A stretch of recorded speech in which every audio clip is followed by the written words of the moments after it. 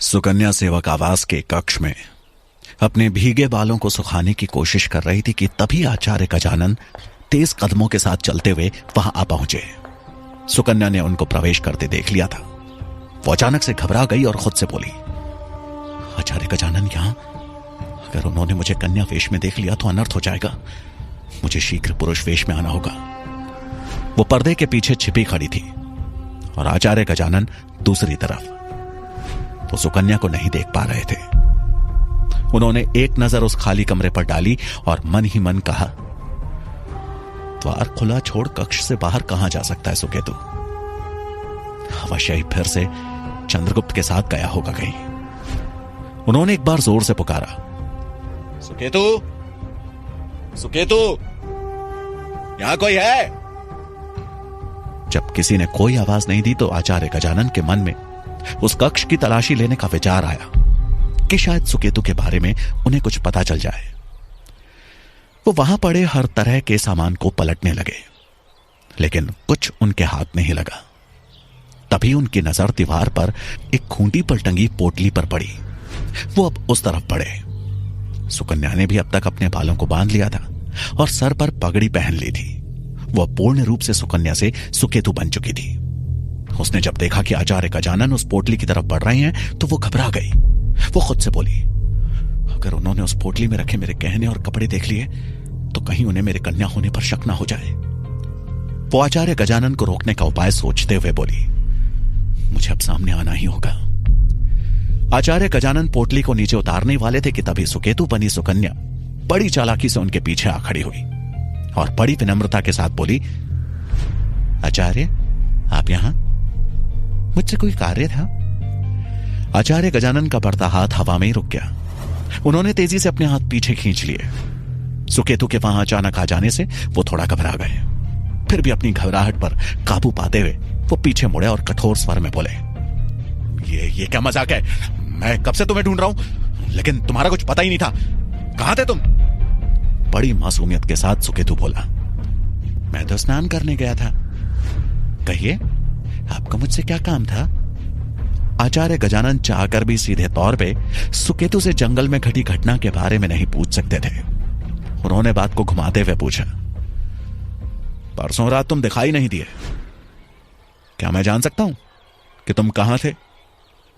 सुकेतु बोला, क्षमा करें आचार्य, लेकिन परसों मुझे आचार्य चाणक्य ने अपने कार्य से तक्षशिला से बाहर भेजा था। इससे ज्यादा मैं आपको और कुछ नहीं बता सकता। आचार्य गजानन ने आगे पूछा, तुम्हारा गांव कहां है और तुम आचार्य चाणक्य को कैसे जानते हो? सुकेतु बोला, आचार्य, तक्षशिला से 10 कोस दूर पुरवर नामक एक छोटा सा गांव है। मैं वहीं से हूं। एक बार आचार्य चाणक्य वहां से गुजरे तो मैंने वहां उनकी खूब सेवा की। मेरी सेवा से प्रसन्न होकर उन्होंने मुझे अपना सेवक बना लिया। और तुम्हारे माता पिता, वो कहां हैं? वो अब इस दुनिया में नहीं है। कई वर्ष पूर्व एक बीमारी से उन दोनों का निधन हो गया। ये कहते हुए सुकेतु के चेहरे पे उदासी के भाव उभर आए थे।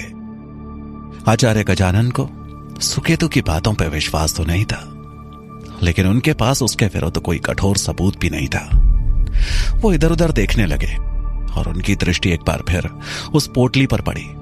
वो बोले, इस पोटली में क्या है? ये सुन सुकेतु थोड़ा घबरा गया, लेकिन तुरंत ही खुद को संभालते हुए बोला, मुझे नहीं पता, क्योंकि ये पोटली आचार्य चाणक्य ने मुझे संभालने के लिए दी है। शायद इसमें उनके काम की कोई खास वस्तुएं हैं। गजानन समझ चुके थे कि सुकेतु टेढ़ी खीर है और उससे कुछ भी उगलवाना आसान नहीं है, इसलिए उन्होंने वहां से जाना ही ठीक समझा। लेकिन जाते जाते उन्होंने एक नजर सुकेतु को देखा और मन में विचार किया, पता तो तुम्हें सब कुछ है, लेकिन बताना नहीं चाहते। लेकिन मैं बहुत जल्द तुमसे सारा सत्य उगलवा के रहूंगा। अपने मन में दृढ़ निश्चय कर आचार्य गजानन चुपचाप वहां से प्रस्थान कर गए। उनके जाते ही सुकन्या की जान में जान आई।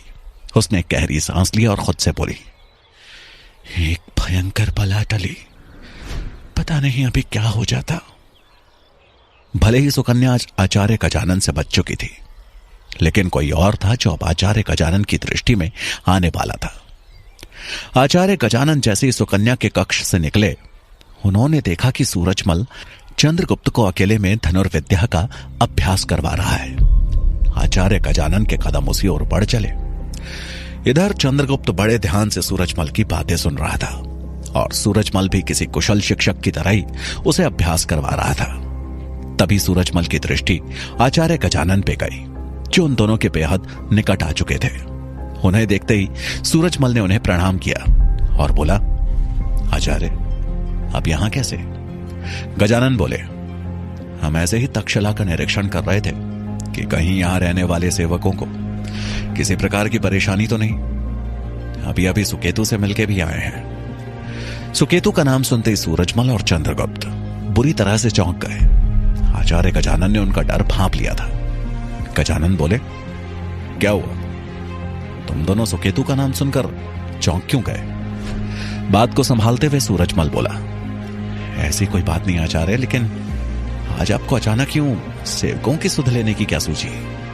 गजानन को कोई उत्तर देते ना बना। उन्हें निरुत्तर देख सूरजमल भी भाप गया कि जरूर इनके मन में कुछ हलचल मची हुई है। सूरजमल कुछ बोलता उससे पहले ही आचार्य गजानन ने बात पलटते हुए पूछा, तुम वैसे धनुर्विद्या अच्छी सिखा लेते हो? सूरजमल बोला, जी आचार्य। तभी आचार्य ने सामने एक पेड़ की तरफ इशारा करते हुए कहा, उस वृक्ष की ऊपरी शाख पे जो फल लटका है, क्या तुम उसे बीच से भेद सकते हो? सूरजमल बोला, प्रयास कर सकता हूं, तो करके दिखाओ। गजानन की बात मानकर सूरजमल ने एक तीर उठाया, लेकिन गजानन ने उसे बीच में ही टोक दिया। इन तीरों का प्रयोग तो यहां के छात्र भी कर लेते हैं, मजबूत लौह से बने तीर का प्रयोग करके दिखाओ तो माने। सूरजमल समझ न सका कि गजानन के मस्तिष्क में क्या चल रहा है, लेकिन फिर भी उनकी बात का मान रखते हुए उसने अपने निजी तरकश में से एक तीर निकाला। यह तीर ठीक वैसा ही था जैसा मालकेतु के पैर में लगा था। सूरजमल ने फल पे निशाना साधते हुए तीर चला दिया। तीर जाकर उस फल के बीचों बीच धंस गया। यह देखकर चंद्रगुप्त बहुत खुश हुआ और बोला, आपका निशाना अचूक है। सूरजमल ने प्रसन्नता से उसकी ओर देखा। वहीं आचार्य गजानन को पूरी तरह विश्वास हो चुका था कि मालकेतु पे तीर चलाने वाला और कोई नहीं बल्कि सूरजमल ही था। आचार्य गजानन कटाक्ष करते हुए बोले, उम्दा, उम्मीद है कि चंद्रगुप्त भी तुम्हारी तरह बाण चलाने में सक्षम हो सके, क्योंकि पता नहीं कल इसका सामना किस योद्धा से हो जाए। सूरजमल ने सम्मान के साथ कहा, जी आचार्य। आचार्य गजानन बोले, अभ्यास जारी रखो। आचार्य गजानन को समझते देर नहीं लगी कि चाणक्य से अब कुछ भी छुपा नहीं है। उन्हें अंदर ही अंदर घबराहट होने लगी। वो तेजी से अपने कक्ष की ओर बढ़ चले। उनके जाते ही सूरजमल और चंद्रगुप्त सुकन्या के कक्ष में पहुंच गए। सुकन्या को देख चंद्रगुप्त ने घबराते हुए प्रश्न किया, आचार्य गजानन कक्ष में क्यों आए थे? कहीं तुम्हें? नहीं, चिंता की कोई बात नहीं है चंद्रगुप्त। उन्हें मुझ पर संदेह होता, उससे पहले ही मैं पुरुष वेश में आ गई थी। ऐसा बोल सुकन्या ने एक ही सांस में आचार्य गजानन के साथ हुई घटना बता दी। सुकन्या के मुंह से पूरी घटना के बारे में सुन सूरजमल ने कहा, और तुम्हारी आवाज? कहीं? सुकन्या उसकी बात काटती हुई बोली, आप सभी के साथ रहते रहते मेरी आवाज अब खुद ब खुद पुरुषों जैसी निकलने लगी है। चंद्रगुप्त मुस्कुरा उठा, लेकिन सूरजमल के चेहरे पर अभी भी चिंता की लकीरें थी। उसने कहा, आचार्य गजानन के मन में किसी बात का संदेह तो अवश्य है, अन्यथा वो आचार्य चाणक्य और चंद्रगुप्त को छोड़कर तुम्हारे कक्ष में नहीं आते। सुकन्या बोली, उनकी बातों से ऐसा कुछ भी ज्ञात नहीं हुआ। सूरजमल बोला, आचार्य गजानन को तुम्हारे कन्या होने पर संदेह हो, उससे पहले ही हमें यह बात आचार्य चाणक्य को बतानी होगी। वो अवश्य ही कोई समाधान ढूंढ निकालेंगे। चंद्रगुप्त और सुकन्या दोनों ने उसकी बात पर अपनी सहमति जताई। दूसरी तरफ मगध में मुरा और मंत्री शंभुनाथ खाद्य भंडार की गाड़ी में छिपकर मगध से बाहर जाने का प्रयास कर रहे थे। वो खाद्य पदार्थों की बोरियों के बीच छिपकर बैठे थे। गाड़ीवान को मंत्री शंभुनाथ ने पहले ही सब कुछ समझा दिया था। मंत्री शंभुनाथ गाड़ी में इस प्रकार बैठे हुए थे कि बाहर घटने वाली हर घटना को वो आराम से देख और सुन सकते थे। जैसे ही उनकी गाड़ी मुख्य द्वार के पास पहुंची, एक सैनिक उस गाड़ी की तरफ बढ़ा। गाड़ी को रोकते हुए उसने गाड़ीवान से पूछा, कहां जा रहे हो और इस गाड़ी में क्या है? गाड़ीवान बोला, इसमें खाद्य भंडार से आया सड़ा हुआ राशन है जिसे मैं वापस करने जा रहा हूं और बदले में सही राशन लेकर आऊंगा। सैनिक बोला, आदेश पत्र है तुम्हारे पास? सैनिक की बात पर हाँ में सर हिलाते हुए गाड़ीवान ने उसे मंत्री शंभुनाथ द्वारा दिया हुआ राजसी पत्र दिखाया। सैनिक पत्र पढ़ने लगा। इधर गाड़ी के भीतर मुरा को पकड़े जाने का भय सताए जा रहा था, लेकिन शंभुनाथ निश्चिंत थे। पत्र पढ़ने के बाद सैनिक गाड़ी के द्वार पर आया और उसने जैसे उस गाड़ी का द्वार खोला, गाड़ी के भीतर से भयानक दुर्गंध निकली। उस सैनिक ने तुरंत अपनी नाक पे हाथ रखते हुए कहा, क्या कचरे से उठाकर लाए हो इस राशन को? गाड़ीवान बोला, मैंने तो पहले ही कहा था। सैनिक ने मुख्य द्वार पे तैनात सैनिकों से कहा, इससे पहले कि इस दुर्गंध से हम यहां खड़े खड़े मर जाएं, जाने दो इसे।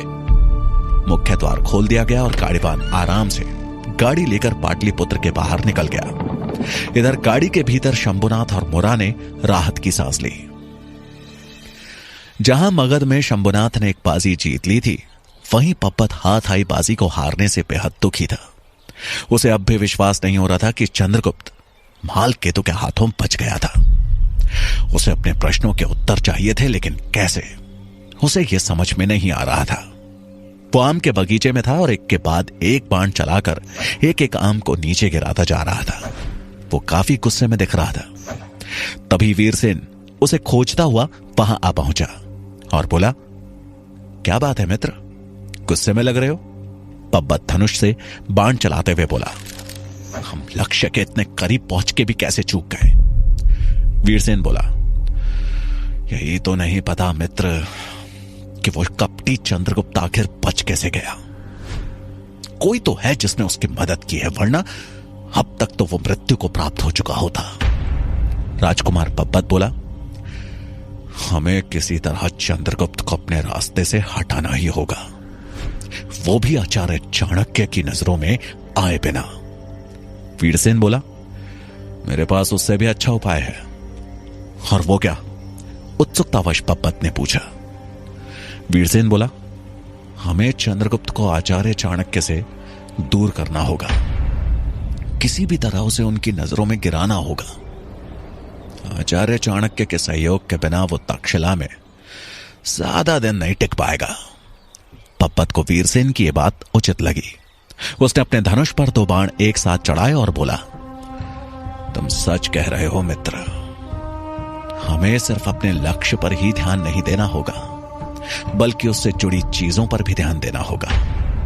ऐसा बोलकर उसने अपना बाण छोड़ दिया। एक बाण ने आम को उसके डंठल से अलग किया और दूसरे बाण ने उस डाली को ही काट डाला जिस पर वो आम लटक रहा था। वीरसेन बोला, बहुत खूब राजकुमार, आप धनुर्विद्या में निपुण होते जा रहे हैं। पब्बत बोला, मुझे अब राजनीति में भी निपुण होने की जरूरत है। अगला वार ऐसा होगा कि चंद्रगुप्त के बच पाने की कोई संभावना ही ना हो।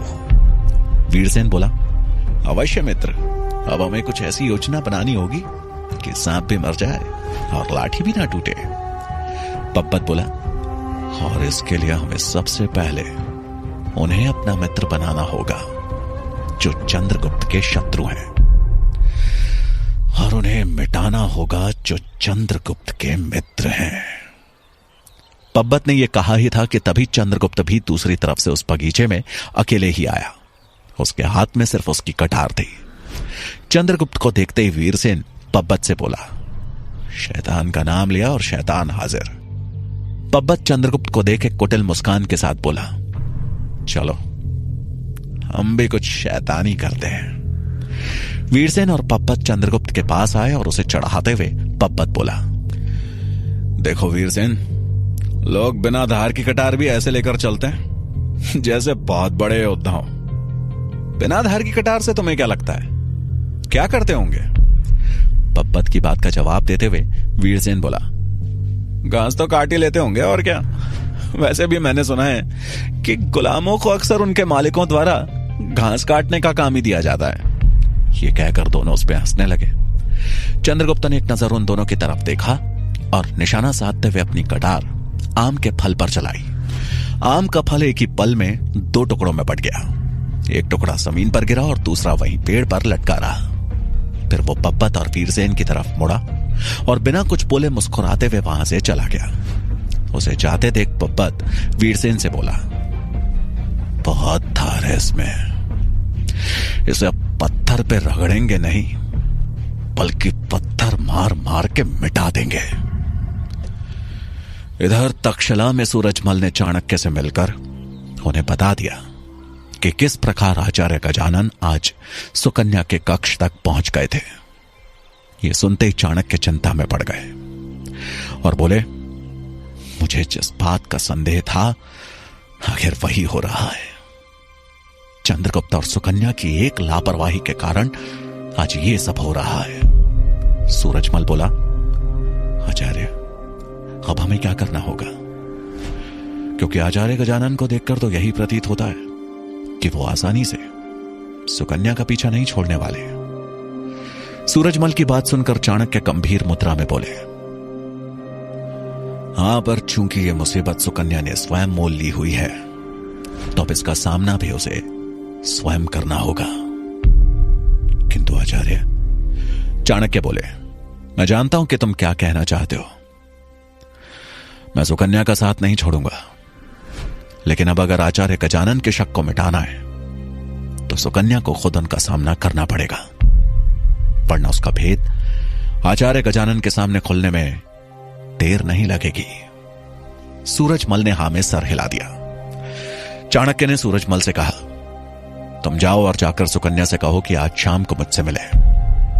जी आचार्य। और यह कहकर सूरजमल वहां से निकल गया। इधर मगध से बाहर शंभुनाथ और मुरा के रिश्तेदारों के घर पहुंच चुके थे। मुरा बहुत उत्साहित थी क्योंकि उसे पता था कि उसके रिश्तेदार मगध के मंत्री के सामने झूठ नहीं बोलेंगे। लेकिन जैसे ही वो दोनों मुरा के रिश्तेदारों के द्वार पर पहुंचे तो वहां का दृश्य देखकर दंग रह गए। क्या मुरा अपने पुत्र चंद्रगुप्त का सत्य जान पाएगी? क्या सुकन्या पे आचार्य गजानन का संदेह उसके लिए नई मुसीबतें पैदा करेगा? जानने के लिए सुनिए चाणक्य का अगला भाग।